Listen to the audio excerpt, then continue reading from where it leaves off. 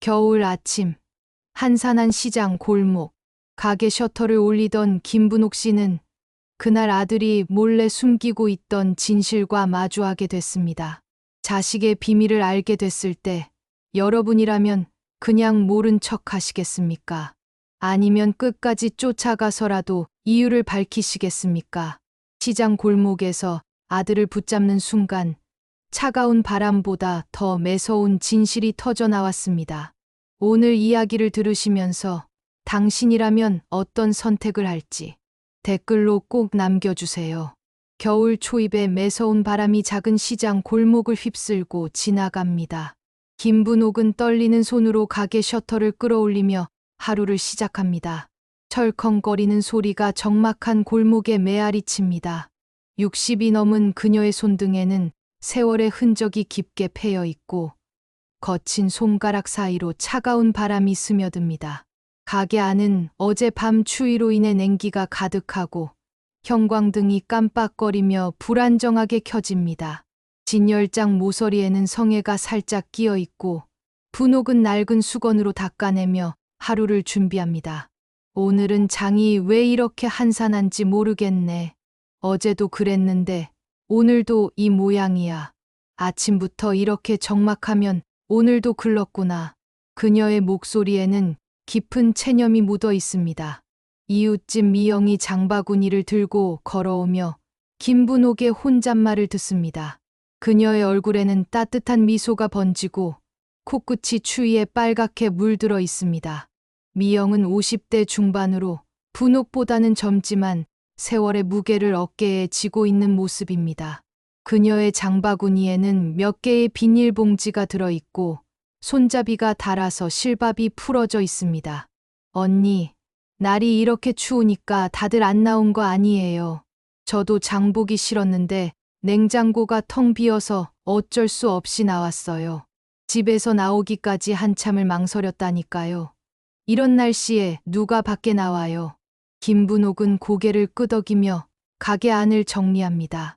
진열대 위의 상품들을 하나씩 만지작거리며 자리를 잡아줍니다.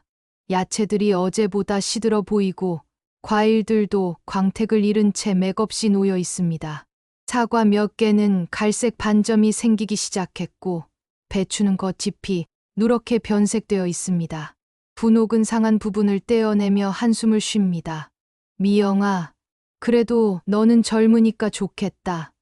나는 이제 80까지 살아봤자 몇 년 안 남았는데 이런 식으로 장사해서 언제까지 버틸 수 있을지 모르겠어. 그때 멀리서 급한 발걸음 소리가 들려옵니다. 아들 준호가 숨을 헐떡이며 달려옵니다. 그의 얼굴은 차가운 바람에 빨갛게 상기되어 있고 두꺼운 패딩 점퍼를 입고도 어깨를 움츠리고 있습니다. 엄마, 여기 있었네요. 집에 안 계셔서 어디 가셨나 했어요. 깜짝 놀랐잖아요. 요즘 같은 세상에 혼자 어디 가시면 안 되죠. 분옥은 놀란 표정으로 아들을 바라봅니다. 준호의 얼굴이 붉게 상기되어 있고 거친 숨소리가 차가운 공기 중에 하얀 김으로 피어오릅니다. 30대 후반인 준호의 이마에는 식은땀이 맺혀 있고 그의 눈에는 걱정스러운 빛이 가득합니다. 학교는 오늘 수업 없어. 왜 이렇게 일찍 왔어? 설마 또 수업 빼먹고 온 건 아니지? 아, 방학이에요. 벌써 잊으셨어요? 어제도 말씀드렸는데 겨울방학 시작된 지 사흘째라고요. 엄마, 기억력이 너무 안 좋아지시는 것 같아요. 준호는 어머니의 건망증이 걱정스러운 듯 자세히 살펴봅니다. 분옥은 머리를 긁적이며 어색하게 웃습니다. 그녀의 눈가에 잠깐 당황스러운 기색이 스쳐갑니다. 미영이 두 모자의 대화를 보며 마음이 무거워집니다. 아, 맞다. 나이 들어서 그런가 봐. 요즘 깜빡깜빡하네. 어젯밤에 뭘 했는지도 가물가물해. 아침에 일어나서도 한참 멍하니 있었잖아. 언니, 그런 건 나이 들면 다 그런 거예요. 저도 요즘 자꾸 깜빡해서 메모하고 다녀요. 너무 걱정하지 마세요. 미영이 두 모자의 대화를 지켜보며 따뜻한 시선을 보냅니다. 그녀도 비슷한 나이의 자식을 둔 어머니로서 마음이 짠해집니다. 그때 동네 할머니 영심이 지팡이를 짚고 천천히 다가옵니다. 그녀의 발걸음은 조심스럽고 숨소리가 거칠게 들립니다. 영심은 70대 초반으로 분옥보다 몇 살 많으며 허리가 굽어서 지팡이 없이는 걷기 힘들어 보입니다. 분옥 씨, 오늘 손님 없죠? 우리 동네 장사 다 안 되는 것 같아요. 제 가게도 마찬가지예요. 아침부터 지금까지 손님이 한 명도 안 왔어요. 영심의 목소리에는 깊은 걱정이 묻어 있습니다. 분옥은 고개를 끄덕이며 쓸쓸한 미소를 짓습니다. 그녀의 시선이 텅 빈 골목을 훑어갑니다. 평소에는 이 시간이면 몇 명의 단골 손님들이 오곤 했는데 오늘은 정말 조용합니다. 영심 씨네도 마찬가지죠. 요즘 같은 세상에 누가 재래시장까지 와서 장을 봐요. 다들 편한 곳만 찾으니까 마트는 따뜻하고 깨끗하잖아요. 그러게 말이에요. 다들 마트 가고 인터넷으로 주문하고 우리 같은 늙은이들은 어떻게 살라는 건지 하루하루가 막막해요. 월세는 계속 나가는데 벌이는 없고 준호가 어머니와 할머니들의 대화를 들으며 마음이 무거워집니다. 그는 어머니의 어깨를 살짝 감싸며 위로의 말을 건넵니다. 그의 손길이 따뜻하지만 어색합니다. 아들로서 어머니를 도와드리고 싶지만 마땅한 방법이 없어 답답합니다. 엄마, 너무 걱정하지 마세요. 곧 손님들 올 거예요. 아직 이른 시간이잖아요. 점심때 되면 분명 바빠질 거예요. 맞아요, 언니. 아직 이른 시간이잖아요. 점심때 되면 분명 사람들 나올 거예요. 저희 동네 사람들이 어디 가겠어요. 결국은 여기서 장을 봐야죠. 미영이 밝은 목소리로 분위기를 띄우려 노력합니다. 하지만 분옥의 얼굴에는 여전히 걱정의 그림자가 드리워져 있습니다. 그녀는 가게 안을 둘러보며 한숨을 깊게 내쉽니다. 장사가 안 되는 현실이 점점 더 무겁게 다가옵니다. 그래도 예전만 못해요. 하루 벌어서 하루 먹고 사는데 이렇게 장사가 안 되면 준호 너도 알잖아. 우리 형편이 어떤지. 월세의 생활비에 병원비까지. 말끝을 흐리며 분옥은 깊은 한숨을 내쉽니다. 그 한숨 속에는 오랜 세월 축적된 피로와 불안이 담겨 있습니다. 차가운 바람이 다시 한번 골목을 휩쓸고 지나가며 네 사람의 침묵을 더욱 무겁게 만듭니다. 오후가 되어 집으로 돌아온 분옥은 현관문을 열며 깊은 한숨을 내쉽니다. 오늘도 별다른 수입 없이 하루가 지나갔습니다. 집 안은 쌀쌀하고 보일러를 틀기에는 기름값이 아까워 두꺼운 옷을 껴입은 채로 지내고 있습니다. 거실 소파에 털썩 주저앉으며 무릎을 주물러 봅니다. 아이고, 다리야. 종일 서 있으니까 이제 막 아프네. 그때 안방에서 나오던 준호가 어머니를 바라봅니다. 평소보다 표정이 어두워 보이고 뭔가 신경 쓰이는 일이 있는 듯 계속 휴대폰을 만지작거립니다. 엄마, 오늘 장사 어땠어요? 뭐 늘 그렇지. 손님도 별로 없고. 너는 오늘 뭐 했어? 집에만 있었어. 준호는 잠깐 머뭇거리며 대답을 망설입니다. 그의 시선이 자꾸 휴대폰 화면으로 향하고 무언가 감추고 있는 듯한 기색이 역력합니다. 네, 집에서 책 좀 보고 그냥 쉬었어요. 분옥은 아들의 어색한 대답이 마음에 걸리지만 더 이상 묻지 않습니다. 그때 현관문이 열리며 미영이 들어옵니다. 그녀의 얼굴에는 뭔가 걱정스러운 표정이 스쳐갑니다. 언니, 저 잠깐 들렀어요. 준호도 있네요. 어서 와. 추우니까 들어와서 차라도 한잔 해. 미영은 분옥의 손을 잡고 소파에 앉습니다. 그녀의 표정이 평소와 달리 심각해 보입니다. 준호는 인사를 건성으로 하고는 다시 방으로 들어가려 합니다. 미영 아줌마, 안녕하세요. 저는 방에서 좀 쉴게요. 아, 준호야. 잠깐만. 미영이 준호를 부르려다가 말을 삼킵니다. 준호는 어색하게 웃으며 방문을 닫습니다. 미영은 분옥을 바라보며 조심스럽게 입을 엽니다. 언니, 저 오늘 시장에서 영욱이네 만났는데 좀 이상한 얘기를 들었어요. 무슨 얘기? 또 동네 뒷담화야. 아니에요. 준호 얘기예요. 요즘 수상한 사람들과 어울린다는. 분옥의 표정이 급변합니다. 미영의 말에 귀를 기울이면서도 믿고 싶지 않다는 듯 고개를 젓습니다. 무슨 소리야? 준호가. 우리 준호는 그런 애가 아니야. 누가 그런 헛소리를 해. 언니, 저도 처음에는 안 믿었어요. 근데 며칠 전에 영욱이가 직접 봤다는 거예요. 준호가 처음 보는 사람들이랑 어디론가 가는 걸. 미영은 조심스럽게 말을 이어갑니다. 분옥의 얼굴이 점점 굳어지며 손이 미세하게 떨리기 시작합니다.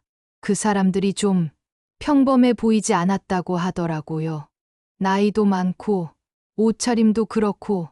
언니, 혹시 준호한테 물어보세요. 아니야. 그럴 리 없어. 우리 준호는 착한 애야. 어렸을 때부터 말썽 한 번 안 피우고 자랐는데 갑자기 왜 그런 사람들이랑 어울려? 분옥의 목소리에 확신이 서 있지만 마음 한구석에는 불안이 스며들기 시작합니다. 미영은 분옥의 손을 꼭 잡으며 위로합니다. 언니, 저도 그냥 소문일 거라고 생각해요. 근데 혹시 모르니까. 요즘 세상이 워낙 복잡하잖아요. 그때 방에서 준호가 나옵니다. 그는 외투를 입고 있고 얼굴에는 어딘가 급한 기색이 역력합니다. 엄마, 저 잠깐 나갔다 올게요. 어디 가는데? 벌써 저녁 시간인데. 친구 만나는 거예요. 금방 올게요. 준호의 대답이 평소보다 성급하고 어색합니다. 분옥은 아들의 표정을 자세히 살펴보지만 그는 시선을 피하며 현관으로 향합니다. 준호야, 너 요즘 누구랑 다녀? 엄마한테는 왜 말 안 해? 그냥 학교 친구들이에요. 별거 아니니까 걱정하지 마세요. 그때 준호의 휴대폰이 울립니다. 그는 재빨리 전화를 받으며 현관 쪽으로 걸어갑니다. 여보세요? 네, 지금 나가고 있어요. 거기서 기다려요. 준호의 목소리가 평소와 다릅니다. 뭔가 조심스럽고 경계하는 듯한 톤이 섞여 있습니다. 분옥과 미영은 서로를 바라보며 불안한 시선을 교환합니다. 준호야, 전화 누구야? 아, 친구요. 엄마, 저 정말 가야 해요. 늦으면 안 되거든요. 준호는 서둘러 신발을 신으며 나가려 합니다. 분옥은 불안한 마음에 아들을 붙잡으려 하지만 준호는 이미 문을 열고 나가버립니다. 준호야, 밥은 밖에서 먹을게요. 현관문이 닫히는 소리가 집 안에 메아리 칩니다. 분옥은 문 앞에 서서 한참을 바라보다가 미영에게로 돌아옵니다. 그녀의 얼굴에는 걱정이 가득합니다. 언니, 준호가 평소와 좀 달라 보이네요. 전화 받는 목소리도 그렇고. 나도 그런 생각이 들어. 요즘 뭔가 숨기는 게 있는 것 같아. 예전에는 무슨 일이든 다 얘기했는데. 분옥은 소파에 털썩 앉으며 깊은 한숨을 내쉽니다. 미영이 들려준 소문과 아들의 이상한 행동이 겹쳐지면서 불안이 커집니다. 언니, 너무 걱정하지 마세요. 아직 확실한 건 아니잖아요. 준호도 이제 다 큰 어른이고. 그래도 엄마 마음은 그게 아니야. 뭔가 잘못된 길로 빠지는 건 아닌지. 혹시 돈 때문에 이상한 일에 손을 댄 건 아닐까.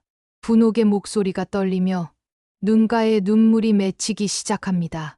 미영은 분옥의 어깨를 토닥이며 위로합니다. 언니, 준호는 착한 아이예요. 설마 그런 일을 하겠어요? 우리가 너무 예민하게 생각하는 건 아닐까요? 하지만 분옥의 마음속 불안은 쉽게 가라앉지 않습니다.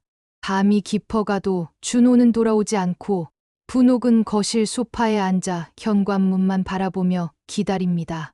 다음 날 아침, 분옥은 평소보다 일찍 일어나 부엌에서 분주히 움직입니다. 밤새 준호 걱정에 잠을 제대로 이루지 못했지만 아들이 돌아온 것을 확인하고 나서야 마음이 놓였습니다.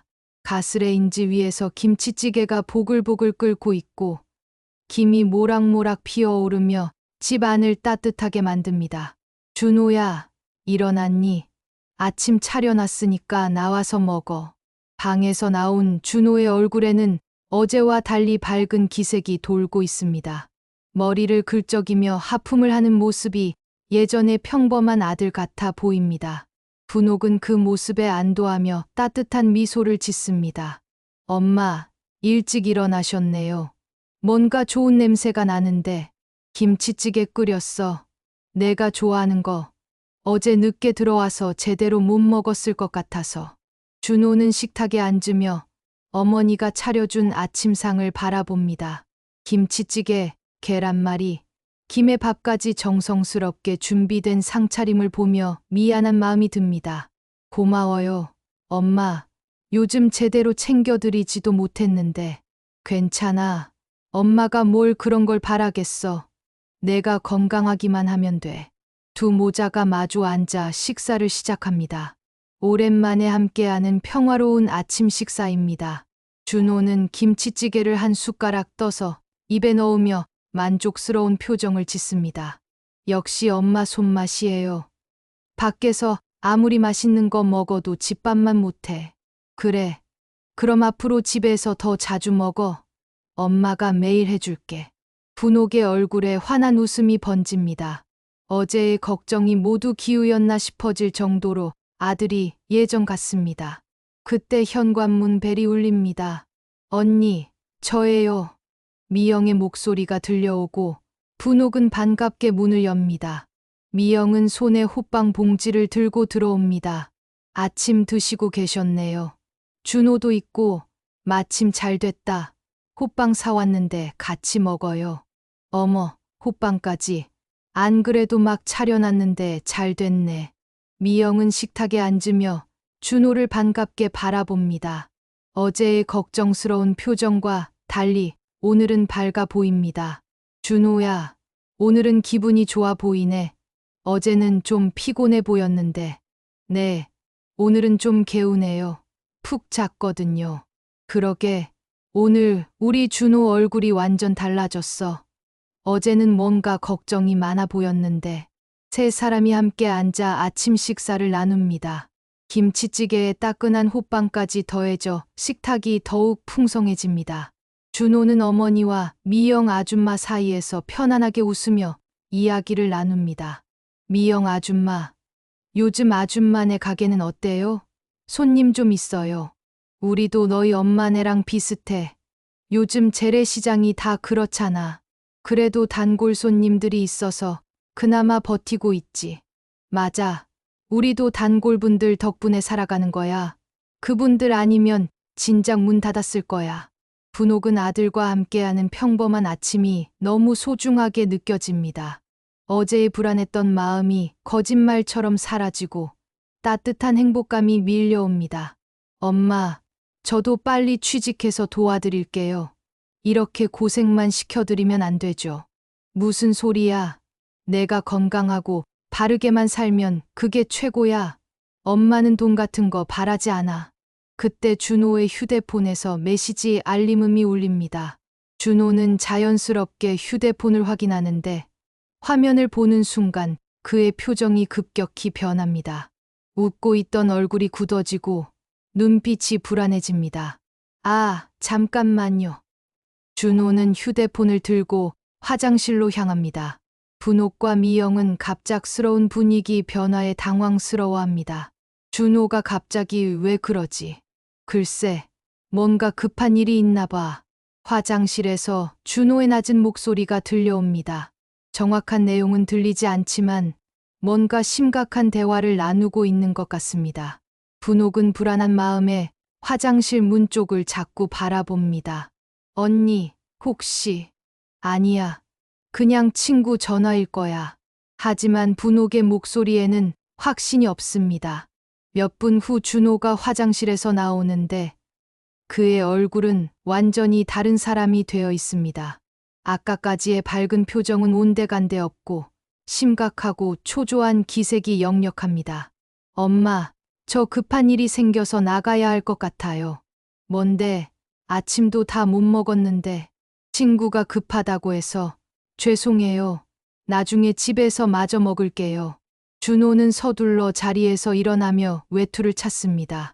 그의 움직임이 어제와 똑같이 급하고 불안해 보입니다. 준호야, 그렇게 급한 일이 뭐야? 별거 아니에요. 그냥 약속 시간을 잘못 알고 있었나 봐요. 준호의 대답이 어색하고 설득력이 없습니다. 분옥은 아들의 표정을 자세히 관찰하며 뭔가 숨기고 있다는 확신이 듭니다. 준호야, 너 혹시 엄마한테 말 못할 일이라도 있니? 아니에요. 엄마, 정말 별거 아니에요. 저 정말 가야 해요. 준호는 신발을 신으며 현관문을 향합니다. 분옥은 뭔가 말을 하려다가 멈춥니다. 아들을 붙잡고 싶지만 어떻게 해야 할지 모르겠습니다. 그럼 저녁에는 집에서 먹자. 엄마가 맛있는 거 해놓을게. 네, 알겠어요. 준호의 대답이 힘없이 들려옵니다. 현관문이 닫히는 순간 집 안에 따뜻했던 분위기가 한순간에 싸늘해집니다. 분옥은 준호가 나간 방향을 한참 바라보다가 식탁으로 돌아옵니다. 언니, 준호가 정말 이상해요. 아까까지 그렇게 밝았는데 전화 한 통화 받고는 완전히 다른 사람이 됐잖아요. 나도 그래. 뭔가 숨기는 게 분명해. 예전에는 이런 적이 없었는데. 분옥의 목소리가 떨리며 어제의 불안이 다시 밀려옵니다. 미영은 분옥의 손을 잡고 위로하려 하지만 두 사람 모두 마음이 무겁습니다. 언니, 오늘 시장에서 다른 분들한테도 한번 물어봐요. 혹시 준호 본 사람 있는지. 그래야겠어. 이렇게 모른 척하고 있을 수만은 없어. 식탁 위에는 준호가 반쯤 먹다 남긴 김치찌개가 그대로 남아 있습니다. 분옥은 그 모습을 바라보며 깊은 한숨을 내쉽니다. 저녁 무렵, 분옥은 가게 정리를 마치고 집으로 돌아가는 길에 시장 앞 골목에서 이상한 광경을 목격합니다. 가로등 불빛 아래 서 있는 준호의 뒷모습이 보이고 그 앞에는 험악한 인상의 남자 두 명이 서 있습니다. 분옥은 발걸음을 멈추고 숨을 죽인 채 그들을 지켜봅니다. 남자들의 옷차림은 번듯하지만 어딘지 위압적이고 무서운 분위기가 풍깁니다. 이번 주 안에 나머지 돈도 준비해야 해. 알겠지? 이미 기회를 한 번 준 거야. 더 이상 기다릴 수 없어. 준호는 고개를 끄덕이며 주머니에서 봉투를 꺼내 건넵니다. 봉투가 두툼해 보이고 남자는 그것을 받아 확인한 후 만족스러운 표정을 짓습니다. 분옥은 그 장면을 보며 온몸이 얼어붙습니다. 이거면 절반이에요. 나머지는 정말 일주일만 더 시간을 주세요. 준호야, 우리도 장사하는 사람들이야. 약속은 지켜야지. 그때 분옥이 참지 못하고 뛰어나갑니다. 그녀의 얼굴은 분노와 충격으로 일그러져 있고 손이 심하게 떨리고 있습니다. 준호야, 너 지금 뭐 하는 거야? 준호는 어머니의 목소리에 깜짝 놀라 돌아봅니다. 그의 얼굴이 순간 창백해지고 당황한 기색이 역력합니다. 엄마, 왜 여기에? 내가 왜 여기 있냐고? 내가 지금 뭐 하는 건지 물어보는 거야. 이 사람들은 누구고? 그 돈은 뭐야? 분옥이 다가가자 두 남자는 서로 눈짓을 주고받으며 뒤로 물러섭니다. 그들의 표정에 짜증이 섞여 있습니다. 준호야, 이게 누구냐? 가족사에 우리가 끼어들 일은 아닌 것 같은데. 저희 어머니세요. 죄송합니다. 어머니, 집에 가세요. 준호가 어머니의 팔을 잡고 끌려 하지만 분옥은 완강히 거부합니다. 그녀의 목소리가 점점 커지고 떨림이 심해집니다. 안 가. 너 대체 무슨 일에 연루된 거야? 이 사람들한테서 돈을 빌렸어. 아니면 다른 일을 하는 거야. 엄마, 여기서 이러지 마세요. 창피하잖아요. 창피한 건 내가 해야 할 말이야. 몰래 이런 짓을 하고 다니면서. 주변에 있던 사람들이 하나둘 모여들기 시작합니다. 시장 상인들과 지나가던 동네 사람들이 웅성거리며 구경을 합니다. 분옥의 목소리가 골목에 메아리치며 사람들의 시선이 집중됩니다. 저기 분옥 씨네 아들 아니야. 뭔 일이지? 왜 저렇게 싸우지? 준호의 얼굴이 빨갛게 상기되며 주변 사람들의 시선이 부담스러워집니다. 두 남자는 상황이 복잡해지자 불쾌한 표정을 짓습니다. 야, 이렇게 시끄럽게 하면 안 되는데. 우리는 먼저 갈게. 준호야, 약속 잊지 마. 두 남자가 사라지자 분옥은 더욱 격하게 아들을 다그칩니다. 그녀의 목소리에 절망과 분노가 뒤섞여 있습니다. 준호야, 저 사람들이 누구야? 너 혹시 도박이라도 했어? 아니면 사기를 당한 거야? 엄마는 모르는 일이에요. 제가 알아서 할게요. 준호가 처음으로 어머니에게 큰 소리를 냅니다. 분옥은 그 모습에 더욱 충격을 받습니다. 내가 모르는 일이라니. 내가 너 엄마야. 내 일이 내 일이고 내가 잘못되면 나도 잘못되는 거야. 엄마, 제발 그만하세요. 여기서 이러면 더 창피해져요. 창피하다고? 내가 이런 짓 하는 게 더 창피한 거 아니야? 이 동네에서 어떻게 살라고? 분옥의 눈에서 눈물이 흘러내리기 시작합니다. 주변 사람들은 더욱 가까이 다가와 수근거립니다. 아이고, 분옥 씨가 왜 저렇게 우셔? 준호가 무슨 일을 저질렀나? 요즘 젊은 애들이 다 그래. 부모 속썩이기만 해. 사람들의 수군거림이 분옥의 귀에 들려옵니다. 그녀는 수치심과 분노가 뒤섞인 감정으로 온몸이 떨립니다. 준호야, 너 정말 엄마 가슴에 못을 박는구나. 내가 어떻게 너를 키웠는데. 엄마, 그만해요. 왜 자꾸 간섭하세요? 저도 이제 다 큰 어른이에요. 어른이면 어른답게 행동을 해야지. 이런 수상한 사람들이랑 어울리고 돈 거래를 하고. 이게 어른이 할 일이야. 준호는 어머니의 말에 더욱 화가 나며 주먹을 꽉 쥡니다. 그의 얼굴이 일그러지며 목소리가 거칠어집니다. 엄마는 맨날 돈 없다고, 힘들다고 하시면서 정작 제가 돈 벌려고 하면 또 뭐라고 하시네요. 돈을 벌어. 이런 식으로. 이게 돈 버는 거야. 이건 돈 버는 게 아니라 인생 망치는 거야. 엄마가 뭘 알아요. 요즘 세상에 정직하게 살면 뭐가 남아요. 엄마처럼 평생 고생만 하다가 늙어 죽는 거예요. 분옥은 아들의 말에 가슴이 찢어지는 듯한 아픔을 느낍니다. 그녀가 평생 살아온 방식을 부정당한 기분에 더욱 분노가 치밉니다. 너 지금 뭐라고 한 거야? 엄마가 잘못 살았다는 거야. 아니에요. 그냥 저는 엄마처럼 살고 싶지 않다는 거예요. 그 말은 분옥의 마음에 비수처럼 꽂힙니다. 주변 사람들도 숨을 죽이며 두 모자의 격한 말다툼을 지켜봅니다. 좋아. 그럼 내 맘대로 살아봐. 엄마 없이도 잘 살 수 있는지 한번 해봐. 네, 그렇게 할게요. 준호는 돌아서서 성큼성큼 걸어갑니다. 분옥은 그 뒷모습을 바라보며 주저앉을 듯 비틀거립니다. 준호야, 돌아와. 준호야. 하지만 준호는 돌아보지 않고 어둠 속으로 사라집니다. 분옥은 그 자리에서 무너져 내리며 통곡합니다. 주변 사람들이 다가와 그녀를 부축하지만 그녀의 마음은 이미 산산조각이 나 있습니다. 분옥 씨, 괜찮아요. 내가 뭘 잘못했을까? 내가 뭘 잘못했을까? 분옥의 절망적인 울음소리가 차가운 겨울밤 골목에 메아리칩니다. 분옥은 비틀거리는 발걸음으로 미영의 집 앞에 도착합니다. 현관문을 두드리는 그녀의 손이 심하게 떨리고 눈은 울음으로 퉁퉁 부어 있습니다. 차가운 겨울바람이 그녀의 뺨을 스치며 더욱 처량하게 만듭니다. 언니, 이 시간에 웬일이에요? 어머, 왜 이렇게 됐어요? 미영이 문을 열자마자 분옥의 상태를 보고 깜짝 놀랍니다. 분옥은 말없이 미영의 품에 안기며 울음을 터뜨립니다. 미영아, 나 어떻게 하지? 준호가. 언니, 일단 들어와요. 밖에서 이러면 안 돼요. 미영은 분옥을 부축해서 거실로 안내합니다. 따뜻한 집 안의 온기가 분옥의 얼어붙은 몸을 감싸지만 그녀의 마음은 여전히 얼음장처럼 차갑습니다. 미영은 재빨리 따뜻한 차를 끓이며 분옥 옆에 앉습니다. 언니, 무슨 일이에요?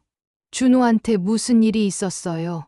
분옥은 떨리는 목소리로 시장 앞에서 목격한 모든 것을 털어놓습니다.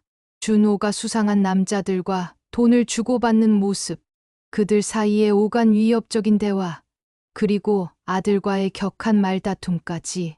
미영은 분옥의 이야기를 들으며 점점 심각한 표정이 됩니다.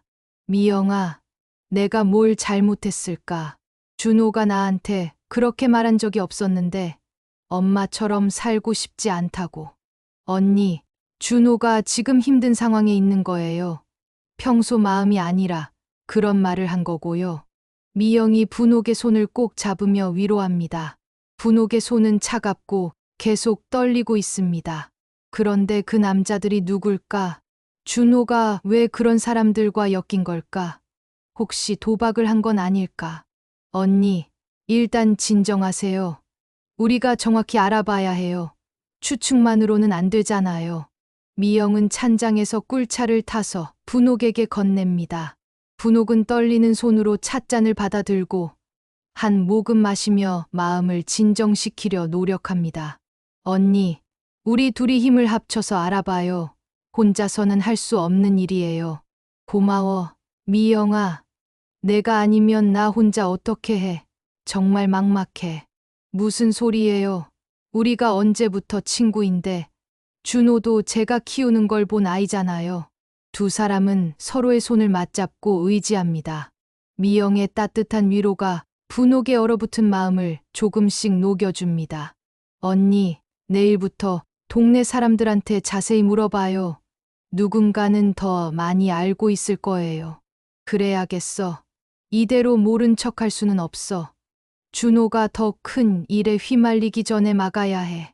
다음 날 아침, 두 사람은 일찍 시장으로 나갑니다. 평소보다 이른 시간임에도 몇몇 상인들이 벌써 가게를 열고 있습니다. 분옥과 미영은 동네 할머니 영심을 찾아갑니다. 어머, 분옥 씨, 어젯밤에 무슨 일이 있었다면서요? 온 동네가 다 들었어요. 영심의 말에 분옥의 얼굴이 붉어집니다. 어젯밤의 일이 벌써 소문이 났다는 것이 부끄럽고 창피합니다. 영심 씨, 혹시 준호를 더 자세히 본 적 있어요? 어떤 사람들과 다니는지. 있죠. 며칠 전에도 봤는데, 그때는 낮에 봤어요. 준호가 그 남자들이랑 커피숍에서 나오는 걸 봤거든요. 영심의 증언에 분옥과 미영은 서로를 바라봅니다. 어젯밤이 처음이 아니었다는 것이 확실해집니다. 어떤 커피숍이에요? 시장 입구 쪽에 있는 그 작은 곳이요. 거기서 나오는데 준호 얼굴이 별로 좋지 않아 보였어요. 걱정스러워 보였달까. 그럼 이미 오래전부터 그 사람들과 만나고 있었다는 얘기네요. 분옥의 목소리에 절망감이 묻어납니다. 아들이 얼마나 오랫동안 자신을 속여왔는지 알게 되니 더욱 마음이 아픕니다. 분옥 씨, 그 남자들이 어떤 사람들인지 아세요? 좀 무서워 보이던데. 그래서 우리가 알아보려고 하는 거예요. 준호가 위험한 일에 휘말린 것 같아서요. 영심은 주변을 둘러보며 목소리를 낮춥니다. 다른 사람들이 들을까봐 조심스러워하는 모습입니다. 제 생각에는 돈 문제인 것 같아요. 준호가 돈이 급하게 필요한 상황인 것 같더라고요. 돈이요.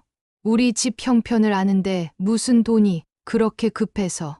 분옥은 고개를 젓습니다. 아들이 왜 그런 상황에 처했는지 도무지 이해할 수 없습니다. 언니, 혹시 준호가 누구한테 돈을 빌렸을 수도 있어요. 아니면 보증을 섰거나. 그런 중요한 일을 왜 엄마한테 말하지 않았을까? 나라도 뭔가 도움을 줄 수 있었을 텐데. 요즘 젊은 사람들이 다 그래요. 부모한테 걱정 끼치기 싫어서 혼자 끙끙 앓다가 더 큰일 만들고. 세 여자는 함께 한숨을 쉽니다. 모두 비슷한 나이에 자식을 둔 어머니들이라 분옥의 마음을 충분히 이해합니다. 영심 씨, 혹시 그 커피숍 사장님이 뭔가 아실까요? 그럴 수도 있겠네요. 가서 물어보는 게 좋겠어요. 분옥은 미영의 손을 꼭 잡습니다. 혼자였다면 엄두도 내지 못했을 일이지만 미영이 함께 해준다는 것이 큰 힘이 됩니다. 미영아, 정말 고마워. 내가 없었으면 나 혼자 어떻게 했을지. 언니, 이런 말 하지 마세요. 우리가 함께 준호를 지켜내야죠.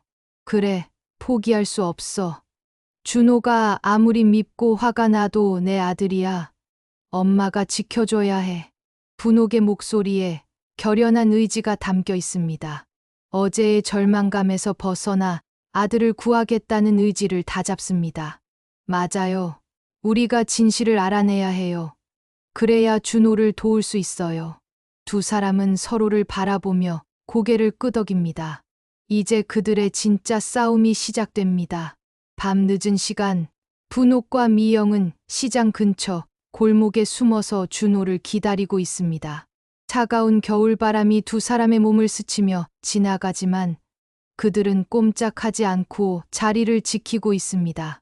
분옥의 손은 추위와 긴장으로 파르르 떨리고 미영은 그런 분옥의 어깨를 감싸며 함께 기다립니다.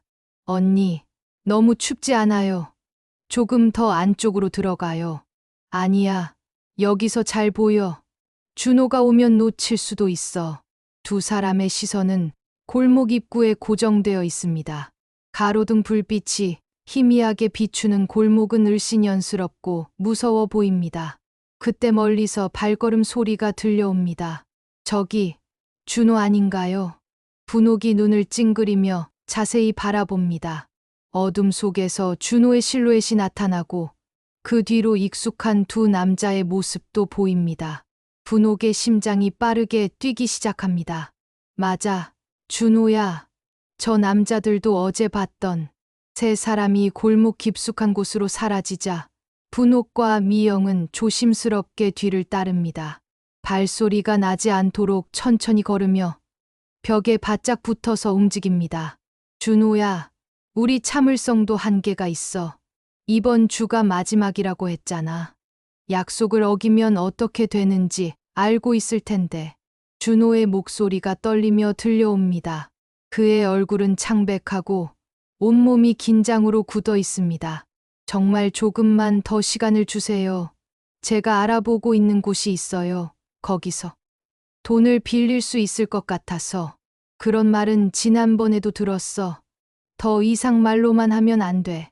그때 한 남자가 준호의 가슴팍을 밀치며 벽에 밀어붙입니다. 준호가 벽에 부딪히며 작은 신음을 내뱉습니다. 분옥은 그 광경을 보며 온몸이 얼어붙습니다. 이제 진짜 각오를 해야 할 때야. 우리는 말로 안 하는 거 알지? 남자가 주먹을 쥐며 준호를 위협합니다. 준호는 벽에 기댄 채 두려운 표정으로 남자들을 바라봅니다. 제발, 정말 며칠만 더요. 제가 꼭 구해올게요. 며칠, 내가 지금까지 몇 번이나 그런 말을 했는데 그때 한 남자가 준호의 뺨을 때립니다. 찰싹 소리가 고요한 골목에 울려 퍼지고 준호의 고개가 옆으로 꺾입니다. 분옥은 더 이상 참을 수 없어 뛰어나갑니다. 그만해요. 우리 아들한테 손대지 마세요. 분옥이 준호 앞을 막아서며 남자들을 노려봅니다. 그녀의 눈에는 분노와 절망이 뒤섞여 있습니다. 이 할머니가 누구야? 아, 어제 봤던 그 아줌마네. 또 왔네. 준호는 어머니가 나타나자 더욱 당황스러워합니다. 그의 얼굴이 부끄러움과 분노로 일그러집니다. 엄마, 왜 여기 있어요? 누가 따라오라고 했어요? 내 아들이 맡고 있는데 가만히 있을 수 있겠어. 이 사람들이 누구길래 내게 이런 짓을 해. 분옥이 남자들을 향해 소리치자 그들의 얼굴에 짜증이 스쳐갑니다. 할머니, 이건 우리 일이니까 끼어들지 마세요. 준호가 우리한테 빚을 진 거예요. 갚을 때까지는 우리가 관리해야 하고. 빚이요. 준호가 당신들한테 얼마를 빚졌는데요. 분옥이 다그치듯 묻자 남자들은 서로 눈짓을 주고받습니다. 이자까지 합쳐서 2천만 원 정도 되죠. 2천만 원. 우리 아들이 그런 큰 돈을 왜? 그때 미영이 뒤늦게 달려와 분옥 옆에 섭니다. 숨이 가쁘고 얼굴이 창백해 있습니다. 언니, 괜찮아요. 준호는 어머니와 미영 아줌마가 모두 나타나자 더욱 화가 납니다. 자신의 치부가 모두 드러나는 것 같아 견딜 수 없습니다. 엄마, 미영 아줌마까지 왜 여기 있어요? 집에 가세요. 안 가. 이 사람들이 내게 뭘 어떻게 하는지 내가 직접 봐야겠어. 분옥이 준호를 끌어안으며 남자들을 경계합니다. 하지만 준호는 어머니의 품에서 벗어나려 합니다. 엄마, 그만해요. 이건 제 일이에요. 내 일이 내 일이야. 내가 위험하면 엄마도 위험한 거야.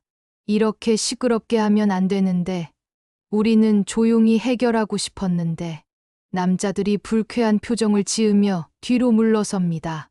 상황이 복잡해지는 것을 원하지 않는 듯합니다. 준호야, 이번 주 금요일까지야. 그때까지 안 되면 정말 어떻게 될지 몰라. 두 남자가 사라지자 골목에는 분옥, 미영, 준호만 남습니다. 긴장감이 가득했던 공기가 조금씩 누그러지지만 세 사람 사이의 분위기는 여전히 무겁습니다. 준호야, 대체 무슨 일이야? 왜 그런 사람들한테 돈을 빌렸어? 엄마는 모르는 일이에요. 제가 알아서 할게요. 준호야, 우리가 도와줄 수 있어. 혼자서 끙끙 앓지 말고. 도와준다고요? 어떻게 도와주실 건데요? 돈 있어요. 준호의 목소리가 냉소적으로 변합니다. 분옥은 그런 아들의 모습에 가슴이 아픕니다. 돈이 없어도 방법은 있어. 같이 생각해보자. 엄마가 뭔가 할 수 있을 거야. 엄마, 현실을 보세요.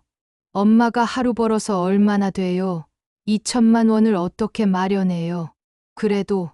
그래도 뭔가 방법이 있을 거야. 집이라도 팔면. 집을 팔아요.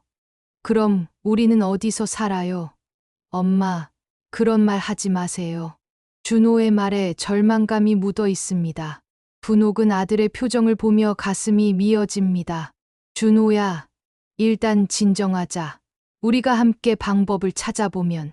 미영 아줌마, 이건 아줌마가 끼어들 일이 아니에요. 저희 가족 일이니까요. 미영의 얼굴이 상처받은 표정으로 변합니다. 준호의 말이 너무 차갑고 날카롭습니다. 준호야, 미영 아줌마한테 왜 그렇게 말해? 아줌마가 우리를 얼마나 도와주시는데. 엄마, 이제 그만하세요. 저는 제 방식대로 해결할 거예요. 내 방식이 뭐야? 저런 사람들한테 맞으면서 돈 구걸하는 게 내 방식이야. 준호의 얼굴이 붉어지며 화가 치밉니다. 어머니의 말이 자존심을 크게 상하게 합니다. 엄마, 이건 제 선택이에요. 제가 선택한 거라고요. 그 말은 분옥의 가슴을 깊숙이 찌릅니다. 아들이 스스로 그런 위험한 길을 선택했다는 것이 믿을 수 없습니다. 선택이라고? 맞고 당하는 게 선택이야. 위험한 사람들이랑 어울리는 게 선택이라고. 네, 맞아요. 저는 엄마처럼 평생 가난하게 살고 싶지 않아요. 뭔가 시도라도 해보고 싶었어요. 분옥의 눈에서 눈물이 흘러내리기 시작합니다. 아들의 말 한마디 한마디가 비수처럼 꽂힙니다. 그럼, 그래. 엄마가 가난해서 미안하다. 내가 그게 부끄러웠구나. 그런 말이 아니에요. 그냥 저는 다르게 살고 싶었어요. 준호야, 너무 하는 거 아니니? 내 엄마가 얼마나 힘들게 너를 키우셨는데. 미영이 분옥을 감싸며 준호를 나무랍니다. 하지만 준호는 더욱 완고해집니다. 미영 아줌마는 끼어들지 마세요. 이건 우리 집안일이에요. 준호야, 엄마가 뭘 잘못했는지 말해줘. 고칠게. 다 고칠게. 분옥이 울먹이며 애원하지만 준호는 돌아서서 걸어갑니다. 엄마, 저 혼자 해결할게요. 더 이상 따라오지 마세요. 준호야, 돌아와. 우리 같이 해결하자. 하지만 준호는 뒤돌아보지 않고 어둠 속으로 사라집니다. 분옥은 그 자리에 주저앉으며 통곡합니다. 언니, 괜찮아요. 일어나세요. 미영이 분옥을 부축하지만 분옥의 울음은 쉽게 그치지 않습니다. 차가운 겨울밤 골목에 그녀의 절망적인 울음소리만이 메아리 칩니다. 며칠이 지나도 준호는 집에 돌아오지 않습니다. 분옥은 가게에 앉아 있지만 손님에게 제대로 신경 쓰지 못하고 계속 현관 쪽만 바라보며 아들을 기다리고 있습니다. 미영이 걱정스러운 얼굴로 가게에 들어옵니다. 언니, 아직도 준호 소식 없어요. 응, 벌써 사흘째야. 밥은 먹고 다니는지, 어디서 자고 있는지. 분옥의 목소리가 걱정으로 떨립니다. 그때 가게 문이 급하게 열리며 누군가가 비틀거리며 들어옵니다. 준호입니다. 하지만 그의 모습은 처참합니다. 왼쪽 눈가가 퍼렇게 멍들어 있고 입술이 터져서 피가 마른 자국이 있습니다. 옷도 찢어져 있고 절뚝거리며 걷고 있습니다. 준호야, 어머, 이게 뭐야? 누가 이렇게 만들었어? 분옥이 달려가서 아들을 부축합니다. 준호는 어머니의 품에 안기며 주저앉습니다. 엄마, 미안해요. 정말 미안해요. 준호야, 누가 이런 짓을 한 거야? 병원부터 가야겠어. 미영도 급하게 다가와 준호의 상태를 살펴봅니다. 준호의 몸 곳곳에 상처가 있고 왼손목이 퉁퉁 부어 있습니다. 괜찮아, 괜찮다. 엄마가 여기 있어. 무슨 일이 있었는지 천천히 얘기해. 준호는 어머니의 품에서 울음을 터뜨립니다. 그동안 혼자 견뎌왔던 모든 것이 한꺼번에 쏟아져 나옵니다. 엄마, 저 정말 바보였어요. 정말 바보 같은 짓을 했어요. 괜찮아. 이제 다 끝났어. 엄마가 다 들어줄게. 분옥이 아들의 등을 토닥이며 위로합니다. 미영은 물과 수건을 가져와 준호의 상처를 닦아줍니다. 엄마, 제가 사실은 친구 때문에 그렇게 된 거예요. 제 친구가 사업을 한다고 해서 돈을 빌려줬는데 그게 사기였어요. 준호가 떨리는 목소리로 진실을 털어놓기 시작합니다. 분옥과 미영은 숨을 죽이며 그의 이야기를 듣습니다. 친구가 갑자기 사라져 버렸어요. 그런데 그 친구가 제 이름으로 더 많은 돈을 빌려놨더라고요. 저도 모르는 사이에 보증을 선 셈이 됐어요. 그럼 내가 2천만 원을 직접 쓴 게 아니라, 네. 저는 처음에 100만 원만 빌려줬어요. 친구를 믿었거든요. 그런데 그 친구가 제 신분증을 복사해 놨었나 봐요. 미영이 화가 나서 주먹을 꽉 쥡니다. 순진한 준호를 이용한 친구가 미워집니다. 그런 나쁜 놈이 어딨어. 경찰에 신고해야 해. 신고해봤어요. 근데 증거가 없다고. 그리고 그 사람들은 합법적으로 빌려준 거라고 우기더라고요. 준호는 계속해서 그동안의 일들을 털어놓습니다. 어떻게 그 상황에 빠지게 됐는지, 왜 어머니에게 말하지 못했는지, 엄마한테 말씀드리면 걱정하실까봐, 그리고 우리 집 형편의 보탬이 되고 싶었어요. 제가 해결하면 엄마가 고생 안 하셔도 될 것 같았어요. 바보야. 그런 걸 왜 혼자 끙끙 앓고 있었어? 엄마가 있잖아. 분옥의 눈에서 눈물이 흘러내립니다. 아들이 자신을 위해 그런 고생을 했다는 것이 더욱 마음 아픕니다. 엄마, 저 정말 무서웠어요. 그 사람들이 계속 협박하고 오늘도 돈 안 가져오면 더 심하게 하겠다고. 준호의 목소리가 떨리며 그동안 얼마나 무서웠는지 알 수 있습니다. 준호야, 이제 혼자가 아니야. 우리가 다 함께 해결해보자. 그때 가게 문이 열리며 영심이 들어옵니다. 준호의 상태를 보고 깜짝 놀랍니다. 어머, 준호가 왜 이렇게 됐어? 누가 이런 짓을? 영심 씨, 우리 준호가 나쁜 사람들한테 당한 거예요. 영심은 준호 옆에 앉으며 그의 상처를 안타깝게 바라봅니다. 아이고, 얼마나 아프겠어. 병원부터 가야겠네. 할머니, 죄송해요. 동네에 소문내고. 무슨 소리야. 내가 뭘 잘못했다고. 나쁜 건 널 속인 그 친구지. 준호는 자신을 감싸주는 사람들을 보며 더욱 울음을 터뜨립니다. 그동안 얼마나 외롭고 무서웠는지 모든 감정이 쏟아져 나옵니다. 엄마, 저 정말 후회해요. 왜 처음부터 말씀을 안 드렸을까? 왜 혼자 해결하려고 했을까? 이제 됐어. 중요한 건 내가 무사히 돌아온 거야. 다시 시작하면 돼. 분옥이 아들의 손을 꼭 잡으며 말합니다. 그녀의 목소리에는 확고한 의지가 담겨 있습니다. 우리 다시 시작하자. 엄마랑 같이. 이번에는 뭐든지 같이 하자. 맞아요. 저도 도와줄게요. 우리가 다 함께 방법을 찾아보자. 나도 마찬가지야. 우리가 동네 사람들인데 서로 도와야지. 영심도 나서서 도움을 약속합니다. 준호는 자신을 둘러싼 따뜻한 마음들을 느끼며 감격합니다. 고맙습니다. 정말 고맙습니다. 제가 이런 사람들을 두고 왜 혼자 끙끙 앓았을까요? 준호야, 엄마가 집을 팔 수도 있어. 그 돈으로 빚을 갚고. 안 돼요. 엄마, 집까지 팔면 안 돼요. 다른 방법을 찾아보자고요. 분할 상환은 안 될까? 한꺼번에 다 갚기 어려우니까. 그 사람들하고 협상을 해봐야겠어. 무조건 안 된다고 할 건 아니잖아. 네 사람이 머리를 맞대고 해결책을 찾기 시작합니다.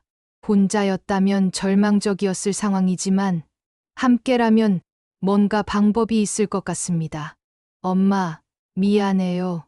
그리고 고마워요. 저 혼자서는 정말 아무것도 할 수 없었어요. 무슨 소리야. 가족이 뭔데.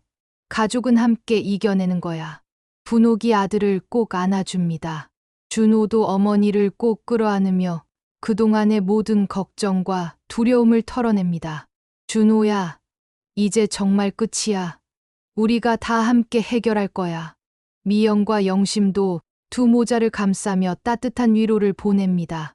작은 가게 안에 네 사람의 울음소리와 웃음소리가 뒤섞여 들려옵니다. 우리 동네가 이런 거 아니겠어. 서로 의지하고 도우면서 사는 거. 맞아요. 혼자서는 할 수 없는 일도 함께하면 할 수 있어요.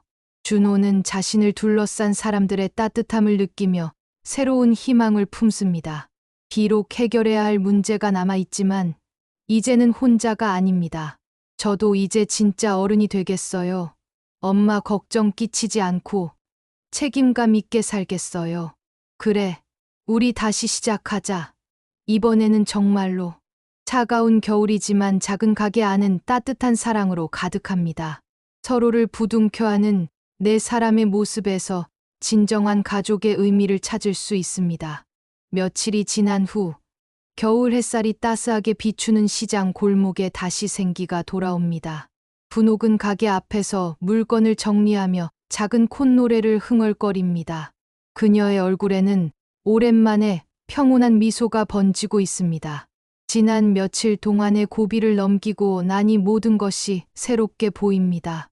언니, 오늘 기분이 좋아 보이네요. 미영이 장바구니를 들고 다가오며 분옥의 밝은 표정을 반갑게 바라봅니다.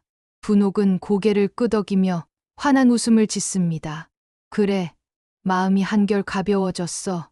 준호랑 제대로 얘기하고 나니까 속이 시원해. 그러게요. 역시 가족끼리는 무슨 일이든 솔직하게 얘기하는 게 최고예요. 두 사람은 나란히 서서 시장을 구경합니다. 오늘따라 손님들도 제법 많이 보이고 상인들의 목소리도 활기차게 들립니다. 분옥 씨, 미영 씨, 안녕하세요. 영심이 지팡이를 짚고 천천히 다가옵니다. 그녀의 얼굴에도 따뜻한 미소가 번지고 있습니다. 영심 씨, 오늘은 어떤 물건 사러 오셨어요? 별거 없어요. 그냥 구경도 하고 사람들 얼굴도 보고. 요즘 우리 동네가 참 따뜻해진 것 같아요. 영심의 말에 분옥과 미영이 고개를 끄덕입니다. 정말로 동네 분위기가 예전보다 더 정겨워진 것 같습니다. 맞아요. 서로 더 많이 챙겨주게 되는 것 같아요. 혼자가 아니라는 걸 알게 되니까. 그러게요. 나도 이제 뭐든 혼자 해결하려고 하지 말고 주변 사람들과 상의해야겠어요. 세 사람이 이야기를 나누고 있을 때 멀리서 준호의 모습이 보입니다. 그는 조심스럽게 어머니 쪽을 바라보며 천천히 걸어옵니다. 얼굴의 상처는 아직 남아있지만 표정은 한결 밝아 보입니다. 엄마, 다녀왔어요. 준호가 조심스럽게 인사를 건넵니다. 분옥은 아들을 보자 얼굴에 환한 미소를 띠며 반갑게 맞이합니다. 준호야, 왔구나. 상처는 좀 어때? 많이 나아졌어. 네, 많이 좋아졌어요. 미영 아줌마, 영심 할머니도 안녕하세요. 준호야, 얼굴이 훨씬 밝아졌네. 마음이 편해진 것 같아서 다행이야. 그러게, 젊은 사람이 그렇게 혼자 끙끙 앓으면 안 되지. 이제 좀 철이 들었나? 영심이 준호를 따뜻하게 바라보며 말합니다. 준호는 부끄러운 듯 고개를 숙이지만 그 표정에는 감사함이 가득합니다. 네, 할머니, 정말 많이 배웠어요. 앞으로는 혼자 해결하려고 하지 않을게요. 분옥은 아들의 말을 들으며 마음이 따뜻해집니다. 얼마 전까지만 해도 서로에게 상처를 주었던 모자지만 이제는 진정으로 이해하고 받아들이게 되었습니다. 준호야, 엄마도 미안해. 너의 마음을 제대로 알아주지 못해서. 엄마, 그런 말씀 하지 마세요. 제가 잘못한 게 더 많았어요. 이제 됐어요. 둘 다 과거 일은 그만하고 앞으로를 생각해요. 미영이 두 모자를 바라보며 따뜻하게 웃습니다. 그녀의 말에 모두가 고개를 끄덕입니다. 맞아요. 중요한 건 지금부터예요. 앞으로 어떻게 살아갈 것인가가 중요하지. 준호는 주변을 둘러보며 이 작은 시장, 이 소박한 동네가 새롭게 보입니다. 예전에는 답답하고 벗어나고 싶었던 곳이었지만 이제는 따뜻하고 소중한 공간으로 느껴집니다. 엄마, 제가 가게 일도 도와드릴게요. 이제 시간도 많고 배울 것도 많으니까. 정말, 그럼 고맙지. 엄마 혼자서는 힘들었는데. 분옥의 얼굴에 기쁨이 번집니다. 아들과 함께 일할 수 있다는 것이 무엇보다 행복합니다. 좋겠네요. 모자가 함께 일하면 손님들도 더 좋아할 거예요. 그럼 우리 동네가 더 활기차지겠네. 젊은 사람도 있고 사람들의 격려에 준호는 더욱 의욕을 느낍니다. 이제 정말로 새로운 시작을 할 수 있을 것 같습니다. 할머니들, 정말 감사해요. 저 혼자였다면 정말 어떻게 됐을지. 혼자가 아니야. 준호야, 우리가 다 있잖아. 분옥이 아들의 어깨에 손을 올리며 말합니다. 준호는 어머니의 따뜻한 손길을 느끼며 고개를 끄덕입니다. 맞아요. 우리는 가족이니까. 그리고 이웃이니까. 사람은 혼자서는 살 수 없어. 서로 도우면서 사는 거지. 따스한 겨울 햇살이 내 사람을 비추며 그들의 얼굴을 더욱 환하게 만듭니다. 시장 골목에는 다시 웃음소리와 정겨운 대화 소리가 가득합니다. 며칠 전의 아픔과 갈등이 거짓말처럼 느껴질 정도로 평화로운 오후입니다. 물론 아직 해결해야 할 문제들이 남아있지만 이제는 혼자가 아닙니다. 함께 손을 잡고 걸어갈 사람들이 있습니다. 분옥은 아들과 이웃들을 바라보며 깊은 감사함을 느낍니다. 인생에서 가장 어려운 순간에 곁에 있어준 사람들, 그리고 다시 돌아온 아들. 이보다 더 큰 행복이 어디 있을까요? 상처는 쉽게 지워지지 않습니다. 아픈 기억들도 완전히 사라지지는 않을 것입니다. 하지만 함께라면 다시 살아갈 힘이 생깁니다. 서로를 이해하고 감싸 안을 때 어떤 어려움도 이겨낼 수 있습니다. 겨울이 지나면 봄이 오듯이, 어둠이 지나면 새벽이 오듯이 이들에게도 새로운 희망의 계절이 시작됩니다. 작지만 따뜻한 시장 골목에서 진정한 가족의 의미를 되찾은 사람들의 이야기가 계속됩니다.